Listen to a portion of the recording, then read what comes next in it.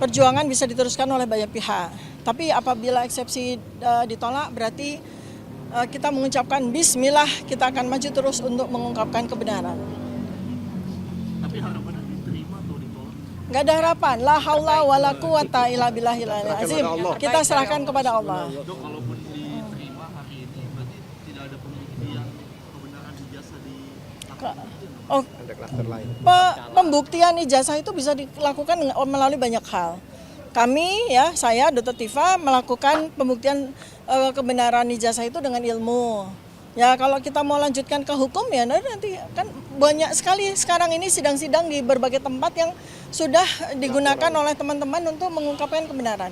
Sekarang ini udah jalan ya laporan untuk ijazah palsu Joko Widodo di Bareskrim sedang berjuang. Nah, jadi nanti saya bisa berperan sebagai saksi, bisa berperan sebagai ahli untuk beberapa sidang-sidang yang sekarang ini sudah berjalan dan sudah direncanakan oleh Pak aktivis. Ya. No worries, nowhere. Saya berharap Pak Jokowi harus siap untuk bertemu dengan kami karena nanti yang akan kami tanya sama beliau itu bukan cuma ijazahnya ya, tapi 709 dokumen ini ya. 709 dokumen yang sudah kami riset semuanya. Ya, jadi beliau harus siap, bukan hanya datang sehari, bukan. Beliau harus siap datang berhari-hari, berbulan-bulan, bahkan bertahun-tahun untuk mempertanggungjawabkan 709 dokumen ini.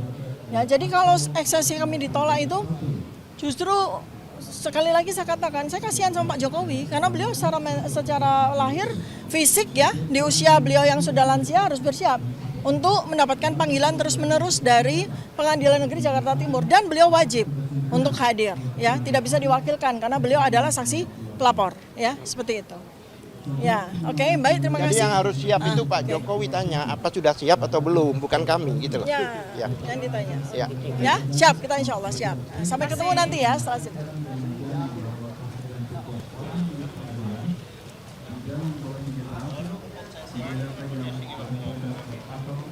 Alat maupun benda apapun yang terjadi membahayakan keamanan sidang. Ya dari sini Pak. Ya Pak, ya silakan. Nah, Bang, saya Bang. Pengambilan foto serta mengambil harus izin ketua majelis. Waktu kita tinggal sedikit Pak, 8 menit. Silakan persiapan.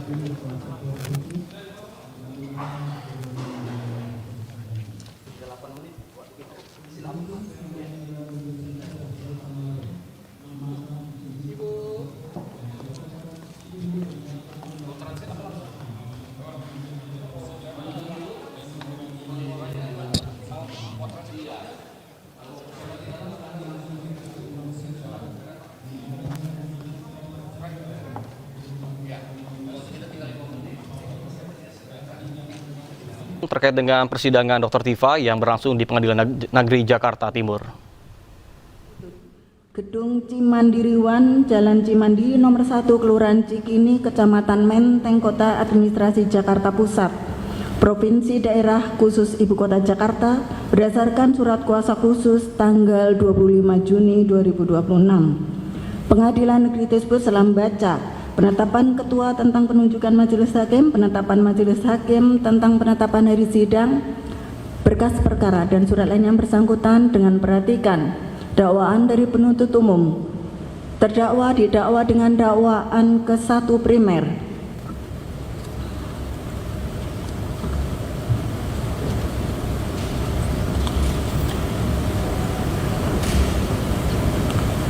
Sebagaimana diancam pidana dalam pasal 434 ayat 1, Yunto pasal 441 ayat 1, Yunto pasal 126 ayat 1, Undang-Undang Republik Indonesia nomor 1 tahun 2023 tentang Kitab Undang-Undang Hukum Pidana. Dakwaan ke-1 subsidiar.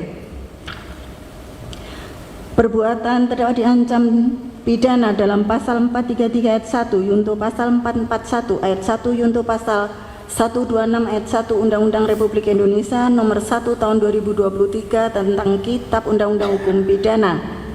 Kedua primer, perbuatan terdakwa sebagaimana diatur dan diancam pidana dalam pasal 434 ayat 1 Undang-Undang Republik Indonesia nomor 1 tahun 2023 tentang Kitab Undang-Undang Hukum Pidana. Kedua subsidiar, perbuatan terdakwa sebagaimana diatur dan diancam pidana dalam pasal 310 ayat 1 Kitab Undang-Undang Hukum Pidana atau WVS. Dakwaan ketiga. Perbuatan terdakwa sebagaimana diatur dan diancam pidana dalam pasal 35 yunto pasal 51 ayat 1 Undang-Undang RI nomor 11 tahun 2008 tentang informasi dan transaksi elektronik, yunto Undang-Undang Republik Indonesia nomor 1 tahun 2026 tentang penyesuaian pidana, yunto pasal 126 ayat 1 Undang-Undang RI nomor 1 tahun 2023 tentang Kitab Undang-Undang Hukum Pidana. Atau dakwaan keempat, perbuatan terdakwa sebagaimana diatur dan diancam pidana dalam pasal 32 yunto pasal 48 ayat 1 Undang-Undang Republik Indonesia nomor 11 tahun 2008 tentang informasi dan transaksi elektronik, yunto Undang-Undang RI nomor 1 tahun 2026 tentang penyesuaian pidana, yunto pasal 126 ayat 1 Undang-Undang Republik Indonesia nomor 1 tahun 2023 tentang Kitab Undang-Undang Hukum Pidana. Menimbang bahwa atas surat dakwaan penuntut umum tersebut, terdakwa melalui tim advokatnya mengajukan perlawanan pada hari Kamis tanggal 9 Juli 2026 yang pada pokoknya sebagaimana termuat lengkap dalam putusan ini dan untuk singkatnya dianggap telah dibacakan. Menimbang bahwa atas perlawanan terdakwa melalui tim advokatnya tersebut, penuntut umum mengajukan pendapatnya pada tanggal 16 Juli 2026 sebagaimana termuat dalam putusan ini dan untuk singkatnya dianggap telah dibacakan. Menimbang bahwa setelah mempelajari dan mencermati surat dakwaan penuntut umum, perlawanan tim advokat terdakwa serta pendapat penuntut umum atas perlawanan tersebut, majelis hakim mempertimbangkan hal-hal sebagai berikut. Menimbang bahwa pasal 206 ayat 1 Undang-Undang nomor 20 tahun 2025 tentang Kitab Undang-Undang Hukum Acara Pidana mengatur dalam hal terdakwa atau advokat mengajukan perlawanan bahwa pengadilan tidak berwenang mengadili perkaranya atau dakwaan tidak dapat diterima atau surat dakwaan harus dibatalkan setelah diberi kesempatan kepada penuntut umum untuk menyampaikan pendapatnya, hakim mempertimbangkan perlawanan tersebut untuk selanjutnya mengambil keputusan.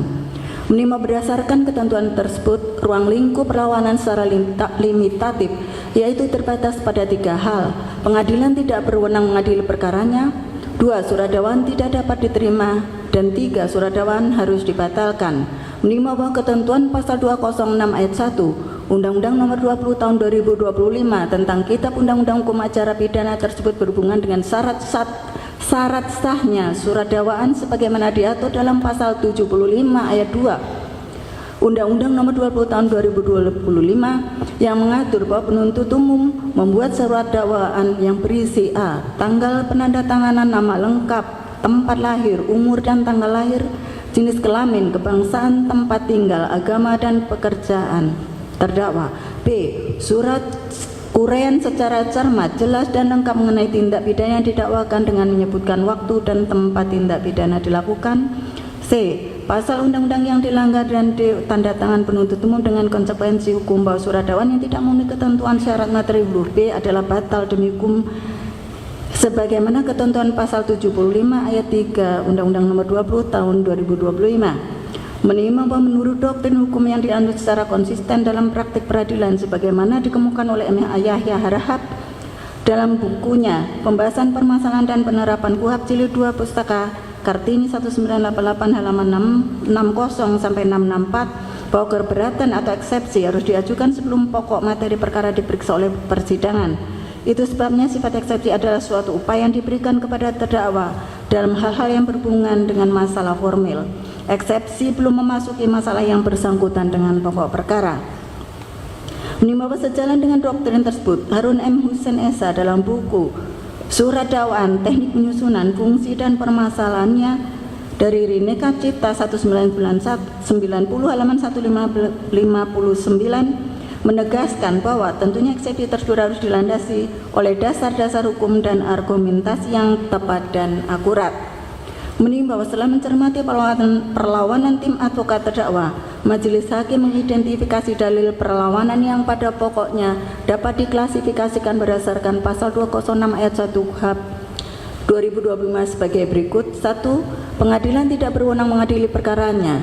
Perlawanan mengenai kewenangan mengadili atau kompetensi relatif dengan alasan kekacauan penentuan lokus delicti dan domisili. 2. Ketidakjelasan dasar penunjukan Pengadilan Negeri Jakarta Timur melalui SK KMA. 2. Dakwaan tidak dapat diterima. Perlawanan surat dakwaan tidak dapat diterima karena ketidakjelasan dasar dakwaan setelah adanya pencabutan pengaduan penghentian perkara terhadap terlapor lain dengan alasan 1 laporan untuk semua terlapor. 2. Adanya perdamaian dan penerbitan SP3 terhadap terlapor lain. 3. Berlakunya pasal 79 ayat 4 Undang-Undang Nomor 20 Tahun 2025 dan Asas Onderbergheid van Glah. 4. Pengaduan tidak boleh diposisikan sebagai alat kriminalisasi terhadap kritik jabatan atau lembaga. 5. Pelanggaran asasi similiasi milibus. 3. Surat dakwaan harus dibatalkan. Perlawanan surat dakwaan batal demi hukum karena kabur dan tidak jelas atau obskur libel dengan alasan 1. Pelanggaran nyata terhadap asas legalitas non-retroaktif, tempus delicti yang sengaja dibuat kabur dan terlampau luas. 3. Lokus delicti tidak tindak pidana cyber. 4. Pencampuran perbuatan pihak ketiga ke dalam dakwaan terdakwa. 5. Pencampur aduan dua rezim hukum pidana material berbeda. 6. Cacat hukum akibat rekayasa prosedural dan ketiadaan hasil audit digital forensik cacat uraian unsur pasal 32 dan pasal 35 Undang-Undang ITE. 7. Pelanggaran terhadap hak imunitas hukum. 8. Dakwaan gagal meredakan kritik atau penilaian kepentingan hukum dari serangan kehormatan pribadi. Menimbang bahwa terhadap masing-masing dalil perlawanan tersebut majelis hakim akan pertimbangkan sebagai berikut. Pengadilan tidak berwenang mengadili perkaranya. Menimbang bahwa dalil perlawanan mengenai kewenangan mengadili atau kompetensi relatif karena 1. Kekacauan penentuan lokus delicti dan domisili.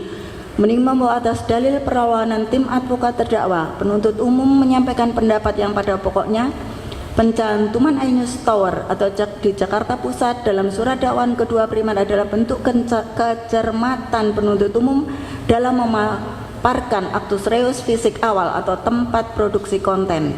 Namun karena dampak digital dari unggahan terdakwa bersifat ubiquitas, terjadi di mana saja di seluruh ruang digital secara simultan, maka yurisdiksi relatif tidak berhenti hanya di wilayah Jakarta Pusat.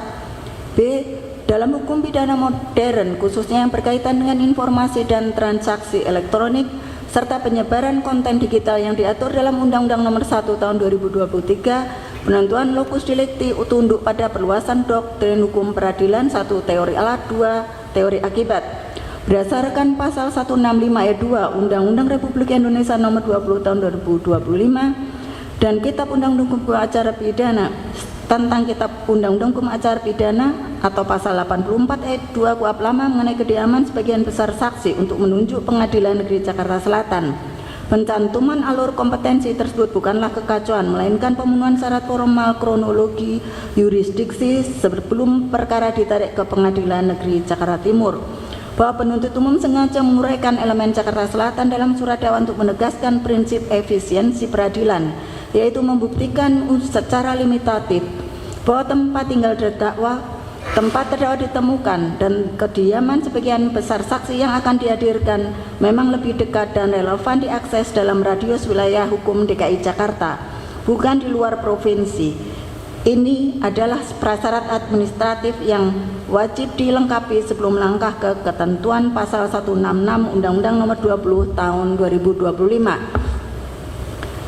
Mengenai ketidakjelasan dasar penunjukan Pengadilan Negeri Jakarta Timur melalui surat keputusan Ketua Mahkamah Agung, menimbang bahwa penunjukan Pengadilan Negeri Jakarta Timur bersandar penuh pada pasal 166 Undang-Undang Republik Indonesia Nomor 20 Tahun 2025 atau pasal 85 Undang-Undang 8 Tahun 81 yang memberikan mandat mutlak kepada Ketua Mahkamah Agung RI untuk mengalihkan yurisdiksi relatif atau pengadilan negeri ke pengadilan negeri lain demi alasan keamanan, ketertiban umum atau efisiensi peradilan.